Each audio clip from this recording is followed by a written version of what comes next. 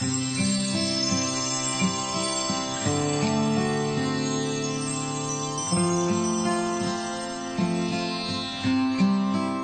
morning and welcome. This is Reflections. This is your presenter for today's program, Noori Siddiqi. For our link up this morning, we have a special gentleman called John Homewood, and he's going to be speaking to us about the power of now, based on the work by Eckart Tolle. Eckart Tolle was born in Germany, graduated from the University of London, and worked at Cambridge University. When he was 29, a profound spiritual transformation virtually dissolved his old identity and radically changed the course of his life. He is now a counsellor and spiritual teacher. That's the author of the book, The Power of Now, that we're going to be discussing in this first of a 10-part series to look at the deeper aspects of what it is to live in the moment and to be totally present. John, are you there? Good morning to you. Salam alaikum. Wa alaikum salam, and welcome and thank you for taking the time to join us this morning. My pleasure. John, you've also been on a journey where you've evolved into a completely different person as a result of your awareness and moving into conscious living. Would you just like to share your story with us and who you are and what you do? Well, I'm now in my early 50s, and I must say that the general journey for most people is that the first part of your life you spend finding yourself in the external world, in the material world, with family and housing and children and all of that. And then when you get to about 40, you tend to have a sort of shift in values and a shift in purpose. And there's an unease that comes out of, through you, really, to say that what you've been working with doesn't bring you the level of satisfaction that you had hoped it would.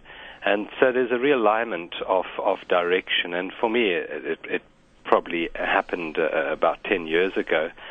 And I had to reassess exactly the path that I was on. And then about 7 or 8 years ago, I came across the book, The Power of Now. It was recommended by a friend, and I said, but, I know the power of now because I've been teaching it in my courses, because then I was doing training.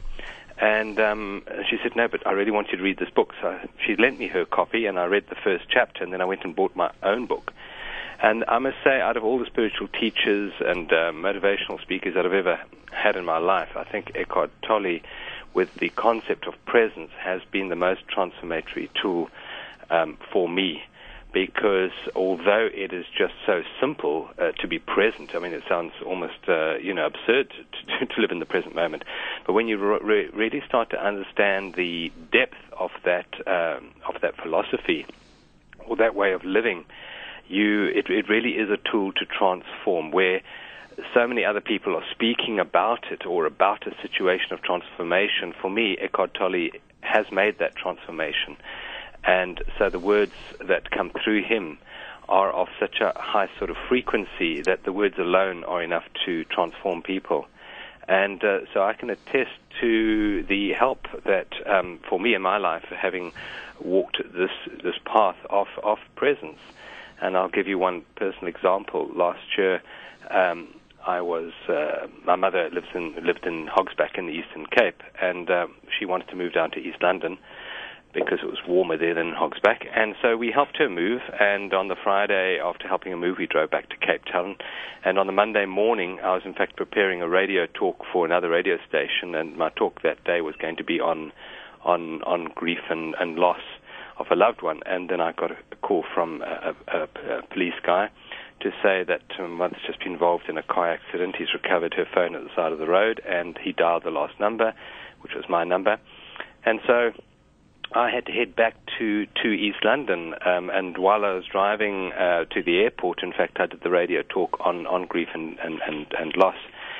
And I know, when you reach a crisis point in your life or some profound sort of shift happens, how you deal with that crisis is really the determinant of whether you are in a stable sort of mind state and heart state or not.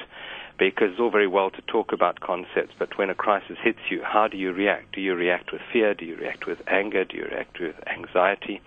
And in that moment, I know that I was faced with the choice. The choice was really to go into my mind, which is the old way of being, or to go into presence. And through the power of presence, I was able to experience the joy. And it might sound almost heartless for listeners to hear, but yes, there is joy in every situation. And I was able to really celebrate the life that my mother had led. She was 82 at the time. She was fit and well and healthy.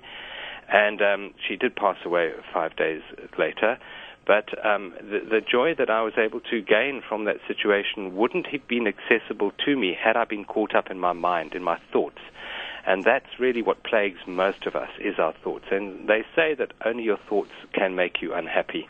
And I know that to be true now. I don't just talk about it, but I really know it to be true. And through that situation, it showed me how far I have come on my journey. Beautiful. Thank you for sharing that, John. It's what's really powerful that comes out of that is that we do actually choose our emotional state all the time. And when we take absolute responsibility for that, we then have the right to choose to be happy. Yes, the word choice is actually it needs to be understood in that quite often people say, yeah, we're choosing our thoughts and we're choosing our emotions and we're choosing our reality.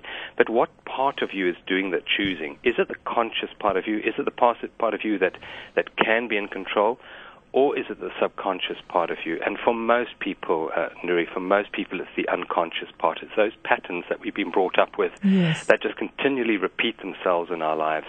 They say that from the year when you're born to the age of 7, your brain is predominantly in what's called the theta mind state. And that's a state of superabsorbency. And you just absorb everything that's going on around you.